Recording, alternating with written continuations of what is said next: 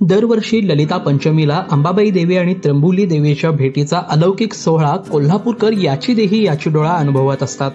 देवीच्या नावाचा अखंड गजर, लवाजमासह पालख्या, पालखी मार्गात काढण्यात आलेल्या मोठमोठ्या रांगोळ्या, ठिकठिकाणी पालखी स्वागतासाठी उभे असलेले नागरिक असे नेहमीचे चित्र यंदाही पाहायला मिळाले. मात्र या सोहळ्याचे मुख्य कारण आजही कदाचित बऱ्याच जणांना ठाऊक नाहीये.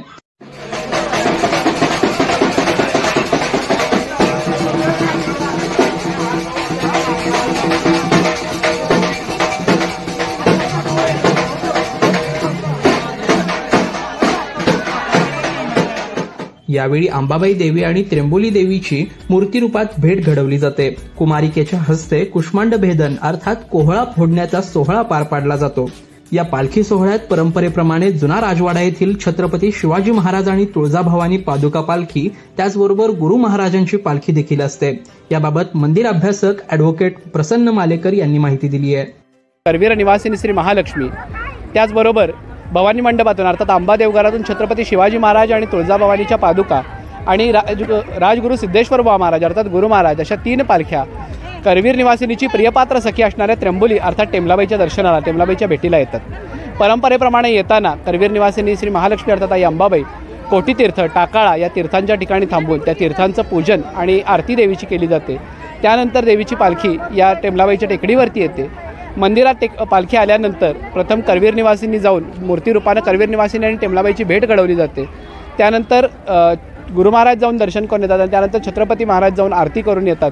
आणि मग छत्रपती महाराजांच्या हस्ते कुमारिकेचं पूजन झाल्यानंतर बावडा गाव कामगार चावडीच्या लोकांकडचा जो त्रिशूळ आहे त्या त्रिशूळाच्या साहाय्यानं छत्रपती महाराज कुमारिकेच्या पायात जो कोहळा असतो, कुष्मांड असतो, त्याचं भेदन करतात. आणि अशा रीतीनं हा सोहळा गेली कित्येक शतकं या टेमलाबाईच्या टेकडीवरती पार पडतो. करवीर निवासिनीनं कोल्हासुराच्या वधाप्रित्यर्थ सुरू केलेला हा कोळा फोडण्याचा सोहळा जो पूर्वी अंबाबाईच्या मुक्तिमंडपात व्हायचा, तो तिनं टेमलाबाईला दिलेल्या वरदानानुसार आज या टेमलाबाईच्या टेकडीवर संपन्न होतो.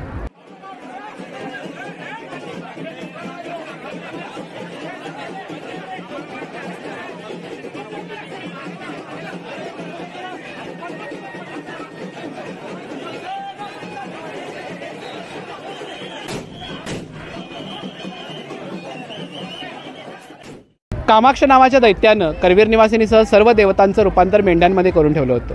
या कामाक्षाकडचा योगदंड काढून घेऊन त्या कामाक्षाचंच रूपांतर बकरीमध्ये करून त्याचा देवीनं टेमलाबाईनं संहार केला. आणि या आनंदामध्ये आपली सुटका झाली. या आनंदामध्ये देव टेमलाबाईला विसरून पुन्हा मंदिराकडे, महालक्ष्मीच्या मंदिराकडे, अंबाबाईच्या मंदिराकडे परत गेले. आणि तिथे गेल्यावर त्यांना जाणीव झाली की त्र्यंबुली आपल्यात नाही. त्यावेळेला त्र्यंबुली ज्या ठिकाणी म्हणजे जयंती नदीच्या तीरावर जिथं तिनं कोल्हासुराचा त्या कामाक्षाचा वध केला, तिथून ती पुढं शहराच्या पूर्वेला चालत येऊ लागली होती. आणि शेवटी देव तिला शोधत या टेकडीच्या पायथ्याशी आले. टेकडीवरती येऊन त्यांनी देवीची समजूत घालण्याचा प्रयत्न केला, तरीही ती आली नाही. शेवटी करवीर निवासिनीनं स्वतः येऊन समजूत घातली. त्यावेळेला त्र्यंबुलीनं तिला सांगितलं की आता मला मंदिरात येण्याची गरज नाही, पण जो सोहळा मुक्तिमंडपात होतो तो माझ्या दारी व्हावा, दरवर्षी आपण माझ्या भेटीला यावं. याचबरोबरीनं करवीर निवासिनीनं त्र्यंबुलीला वरदान दिलं की या क्षेत्रामधल्या सगळ्या पुण्यकर्मांचं फल हे तुझ्या अधीन राहील. जो कोणी भक्त सगळी पुण्यकर्म सांगताना, पूर्ण करताना तुझी परवानगी घेईल, त्याला सगळ्या पुण्यकर्माचं फल मिळेल. अन्यथा ही सगळ्या पुण्याचा फळाचा अधिकार घेण्याचा अधिकार हा तुझा राहील. अशी ही करवीर निवासिनीची वरप्राप्त देवता म्हणजे त्र्यंबुली अर्थात टेमलाबाई. दरम्यान हा कोहळा फोडण्याचा सोहळा पार पडल्यानंतर त्याचे तुकडे गोळा करण्यासाठी प्रचंड धडपड आणि गोंधळ या ठिकाणी दरवेळी होत असते. यावेळी भाविकांबरोबरच पोलीस प्रशासनाच्या अधिकाऱ्यांना देखील अगदी तारेवरची कसरत करावी लागते. लोकल 18साठी साई प्रसाद महेंद्रकर, कोल्हापूर.